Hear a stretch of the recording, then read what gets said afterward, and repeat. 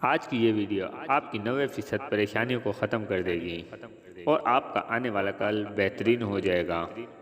آج کی یہ ویڈیو ایک کہانی پر منحصر ہے جس کو سن کر آپ اپنی زندگی میں کچھ نیا سیکھ لیں گے۔ کسی گاؤں میں ایک احتشام الدین نامی سیٹھ اپنے بچوں اور بیوی سبینہ فاروق کے ساتھ رہتا تھا، جو ہر وقت فکر مند اور پریشان رہتا تھا۔ اسے یہی فکر رہتی تھی کہ میرے بعد میرے بچوں کا کیا بنے گا، وہ اپنا گزارا کیسے کریں گے۔ اس کی خواہش تھی کہ وہ اتنے پیسے جمع کر جائیں کہ اس کے مرنے کے بعد اس کے بچوں کے پاس پیسوں کی کبھی کمی نہ ہو۔ وہ ہر وقت اسی سوچ اور فکر میں رہتا۔ ایک دن اس نے اپنے مینیجر کو بلایا اور پوچھا کہ مجھے حساب کر کے بتاؤ کہ میرے پاس کتنا سرمایہ ہے اور وہ کل کتنے عرصے تک میرے اور میرے بچوں کے لیے کافی ہوگا۔ کتنے سالوں تک میرے بچے، میری فیملی ان پیسوں سے اپنی ضروریات پوری اس کا مینیجر حساب کرنے لگ گیا۔ کافی دن حساب کرنے کے بعد مینیجر نے بتایا کہ سر احتشام، میں نے آپ کے روزانہ کے خرچے کو نوٹ کیا ہے۔ جتنا آپ اور آپ کی فیملی ایک دن میں خرچ کرتی آئی ہیں، اگر آپ اس حساب سے ہی خرچ کرتے رہیں اور جتنا آپ کے پاس آج سرمایہ ہے اور وہ سرمایہ بھی اتنا ہی رہے، آپ ایک پیسہ بھی اور نہ کمائیں، تو آپ کا وہ سرمایہ آپ کی آئندہ آنے والی 2 نسلوں کے لیے بھی کافی ہوگا، یعنی کہ آپ کے بچوں اور پوتوں کو بھی کبھی پیسوں کی کمی نہ ہوگی۔ احتشام کی یہ بات سن کر بجائے خوش ہونے کے سیٹھ پریشان ہو گیا۔ کیا بات کر رہے ہو؟ صرف 2 نسلوں کے لیے؟ تو پھر میری تیسری اور چوتھی نسل کا کیا بنے گا؟ وہ اپنا گزارا کیسے کریں گے؟ اپنے خرچے کیسے پورے کریں گے؟ احتشام کو اپنی تیسری اور چوتھی نسل کی فکر ستانے لگی۔ دن رات پریشان رہنے، سوچتے رہنے اور کام کرنے کی وجہ سے اس کی صحت خراب رہنے لگی اور وہ بیمار ہو گیا۔ بڑے بڑے اچھے حکیموں اور ڈاکٹروں نے اس کا علاج کرنے کی کوشش کی، لیکن کوئی افاقہ نہ ہوا۔ ایک دن احتشام کا ایک دوست اس سے ملنے کے لیے آیا۔ وہ احتشام کی حالت دیکھ کر پریشان ہو گیا۔ تمہیں کیا ہوا ہے؟ یہ تم نے اپنا کیا حال بنا لیا ہے؟ خدا کا دیا سب کچھ ہے تمہارے پاس، پھر بھی اتنے پریشان کیوں ہو؟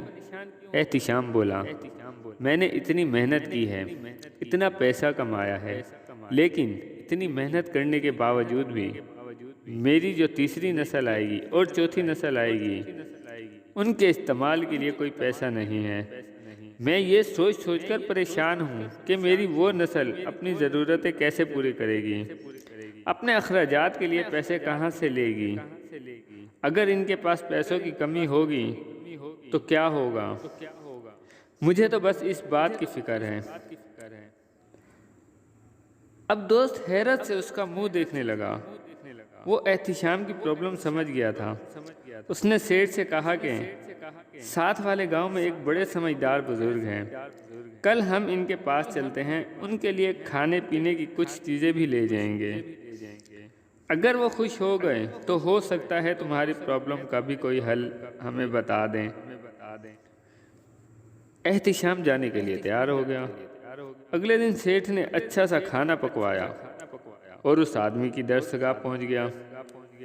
اس بزرگ آدمی نے بڑی خوش دلی سے سیٹھ کا استقبال کیا اور اپنے شاگردوں کو آواز دی کہ سیٹھ صاحب آئے ہیں اور ہمارے لیے کھانا لے کر آئے ہیں، ان کا شکریہ ادا کریں اور ان سے کھانا وصول کریں۔ شاگردوں نے کہا کہ لیکن ہمارے پاس تو آج کا کھانا پہلے سے موجود ہے، کوئی ہمیں پہلے ہی کھانا دے گیا ہے، ہمیں اور کھانا نہیں چاہیے۔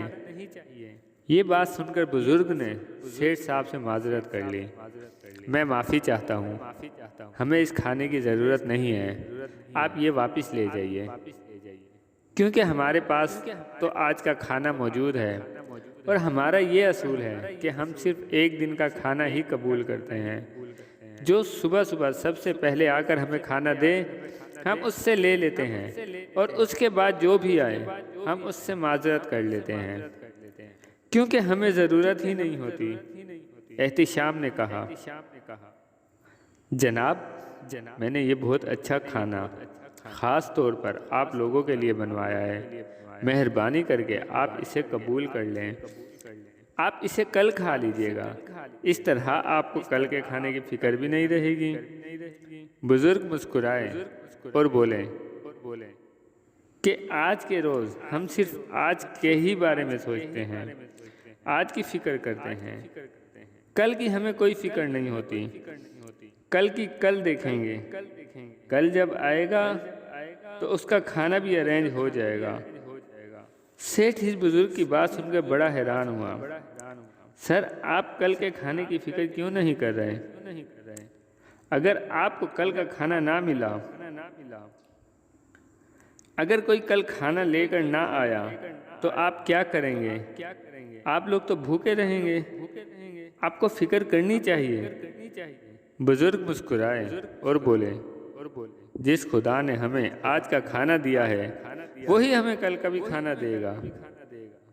ہمیں اس بات کا یقین ہے، اور کون جانتا ہے کہ کل آئے گا بھی کہ نہیں؟ کل کس نے دیکھا ہے؟ ہم کل کے بارے میں سوچ سوچ کر کیوں پریشان ہوں؟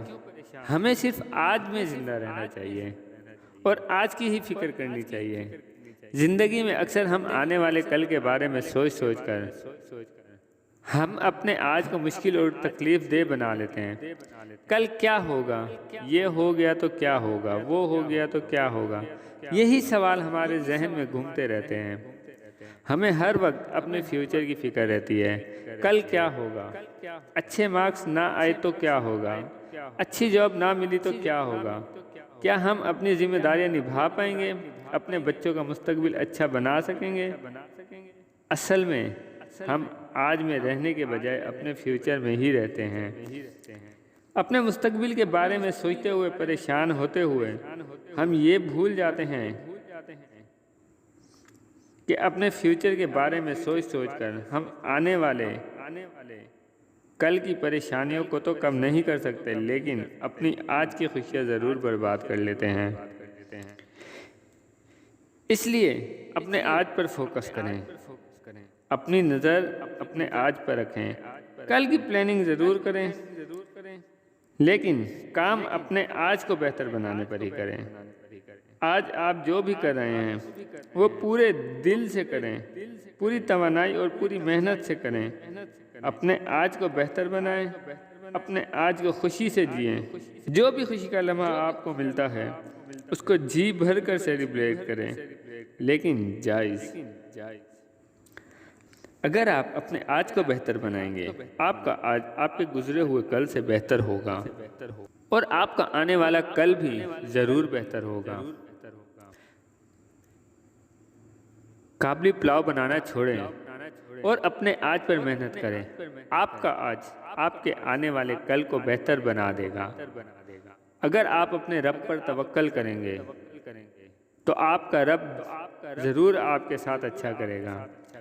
وہ ضرور آپ کی زندگیوں کو خوشیوں سے بھر دے گا۔ اللہ پاک ہم سب کو ہدایت نصیب کریں